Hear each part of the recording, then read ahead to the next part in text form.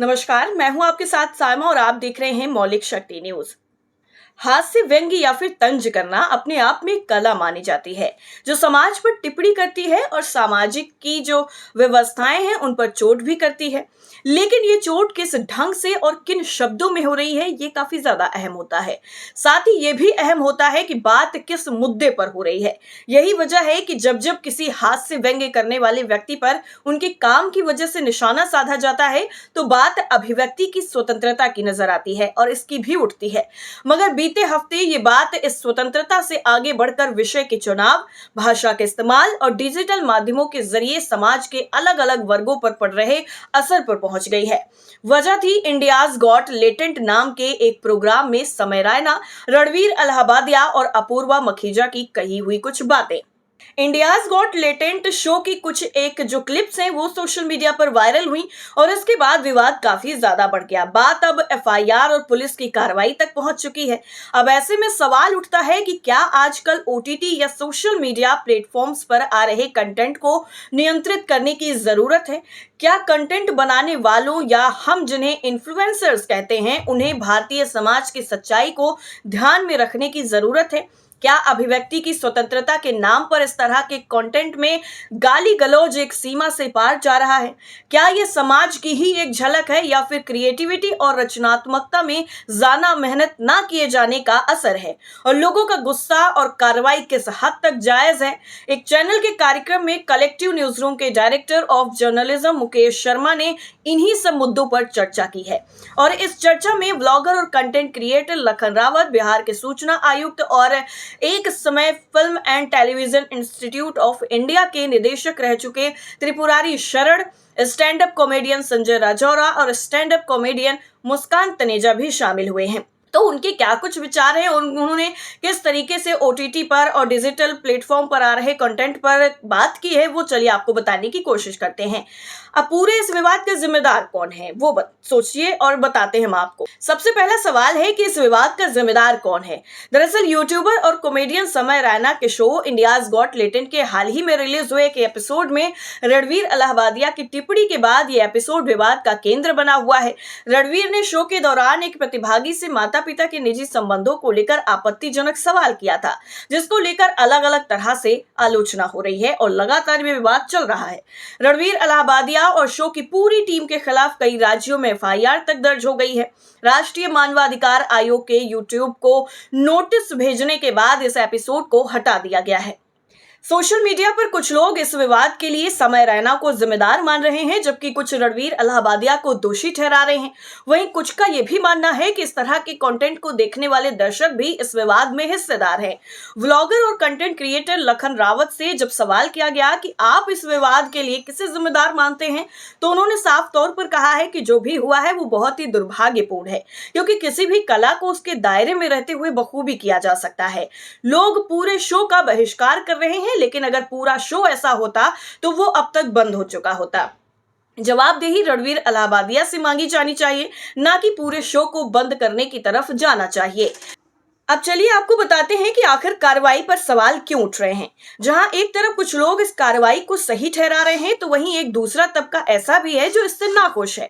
उनका मानना है कि पहले भी कई ऐसे शो हैं जिन पर यह चर्चा हो चुकी है कि इसमें इस्तेमाल की जाने वाली भाषा समाज पर बुरा असर डालती है, लेकिन उन पर इस तरीके की कोई कार्रवाई नहीं की गई। सोशल मीडिया पर कई लोगों का यह भी तर्क है कि समाज में कई बड़े मुद्दे हैं जिन पर चर्चा होनी चाहिए, लेकिन उन पर ध्यान नहीं दिया जाता है।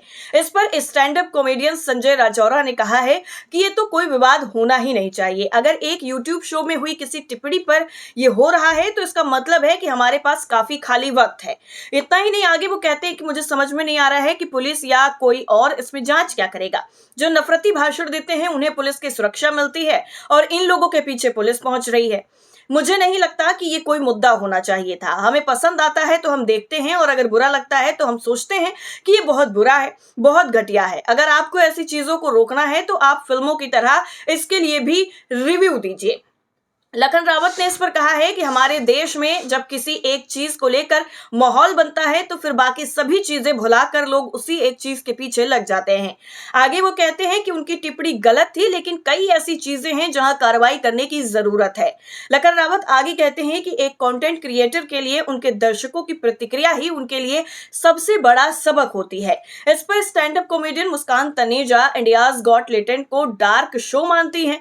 वो कहती हैं कि इंडियाज गॉट टैलेंट सभी को पता है कि एक डार्क शो है। कंटेंट में ऐसा कुछ नहीं है कि उस पर कोई एक्शन लिया जाए, क्योंकि YouTube पर पहले से ही कई ऐसी चीजें मौजूद हैं। आगे वो कहती हैं कि हमें ये देखना चाहिए कि हम क्या देख रहे हैं। ये हमारी निजी पसंद है कि हमें क्या देखना चाहिए, क्या नहीं देखना चाहिए, लेकिन किसी के ऊपर FIR दर्ज नहीं की जा सकती है। मुस्कान आगे कहती हैं कि इस मामले में रणवीर अलाहाबादिया के दर्शक अलग थे, तो उन्हें ये ध्यान रखना चाहिए था कि वो क्या बोल रहे हैं, लेकिन समय रैना को हम शुरू से सुन रहे हैं, वो वैसे ही बोलते थे और आज भी वैसे ही बोलते हैं। अब चलिए जरा एक नजर डालते हैं इस डार्क कॉमेडी पर कि आखिर ये है।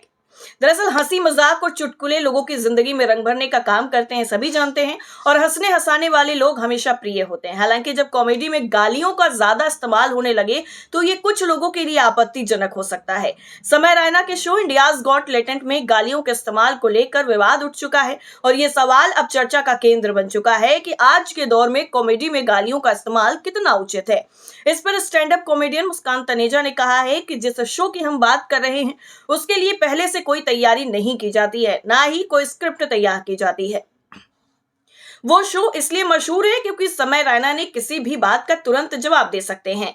जहां तक डार्क कॉमेडी की बात है तो दर्शकों ने ही उसे डार्क नाम दिया है। आगे वो कहती हैं कि समय रैना अमिताभ बच्चन के सामने बैठे थे तो मुझे नहीं लगता है कि कोई भी व्यक्ति उनके सामने जाकर इस तरह से बैठ जाएगा। जरूर समय के अंदर कुछ ऐसी बात होगी तभी वो उस जगह पर पहुंचे हैं। इतना ही नहीं, मुस्कान ने आगे कहा है कि कई ऐसी चीजें OTT पर भी मौजूद है जो स्क्रिप्ट लिखने के बाद भी अश्लील होती हैं। लखन रावत ने इस पर कहा है कि ये इसलिए नहीं हुआ है क्योंकि डार्क कॉमेडी हो रही थी, बल्कि इसलिए हुआ है क्योंकि रणवीर के पास एक दर्शक वर्ग है जो उनके पॉडकास्ट में आध्यात्मिकता और धार्मिक बातें सुनता है, लेकिन जब वही दर्शक उनके इस रूप को देखता है तो उसे आश्चर्य होता है और फिर वो इस पर अपनी आपत्ति जाहिर करने लगता है।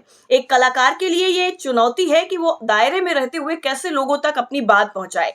हंसी मजाक और चुटकुले लोगों की जिंदगी में रंग भरने का काम जरूर करते हैं और हंसने हंसाने वाले लोग हमेशा लोगों के प्रिय भी माने जाते हैं। हालांकि जब कॉमेडी में गालियों का ज्यादा यूज होने लग जाता है तो फिर ये आपत्तिजनक हो जाती है। इस चीज को समय रैना के शो इंडियाज गॉट टैलेंट के उदाहरण के तौर पर साफ तौर पर देखा जा सकता है। हालांकि जब ये विवाद इतना ज्यादा बढ़ गया है तो ऐसे में अब ये देखना होगा कि जो ऑनलाइन कंटेंट है, जो OTT पर कंटेंट आ रहा है, उसको लेकर कोई सख्त नियम बनेगा या फिर नहीं बनेगा। और आपको क्या लगता है कि कोई ऐसा नियम बनना चाहिए या फिर नहीं, हमें कमेंट करके जरूर बताइए। आज के लिए इतना ही, नमस्कार।